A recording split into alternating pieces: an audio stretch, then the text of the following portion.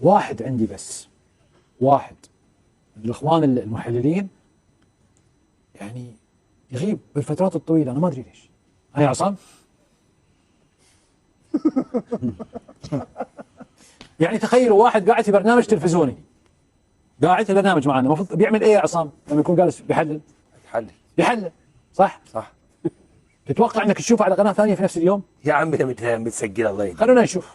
بطبيعة مجلس قناة الكاس أنه يحمل واقع المجالس العربية ذات الأريحية العالية، فساعات البث الطويلة قد تدعو بعض الضيوف إلى الخروج من الأستوديو أثناء البث لأسبابهم الخاصة، ثم عودتهم مجددا بعد لحظات، وهذا ما اعتاد رؤيته متابعي برنامج المجلس عبر الأعوام السابقة. لكن بالأمس وتقريبا الساعة 1 صباحا خرج الكابتن عصام الحضري من المجلس حاملا أسبابا مختلفة وخرجت عن إطار الاعتياد والمنطق.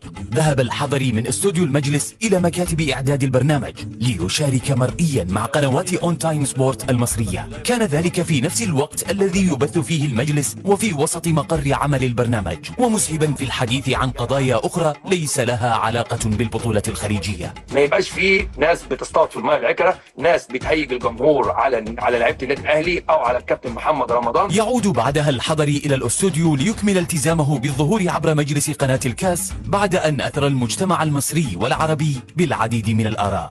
حاجه تدري ان ماجد خليفي مكلمين 4 قنوات، قال انا عندي التزام الان في الفتره مع قناه الكاس مش حقدر.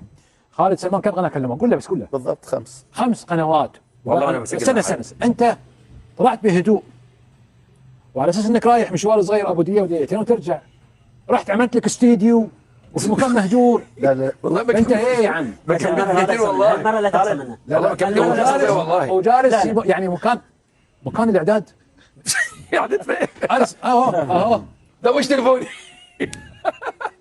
مش نفس الصوره؟ مش نفس الصوره؟ والله ما تليفوني ده. مش نفس تليفون المكان؟ مين؟ تليفون مين زين؟ لا عادي لا دقيقه، ما اعرفش والله. لا عادي، هو نفس المكان ولا لا؟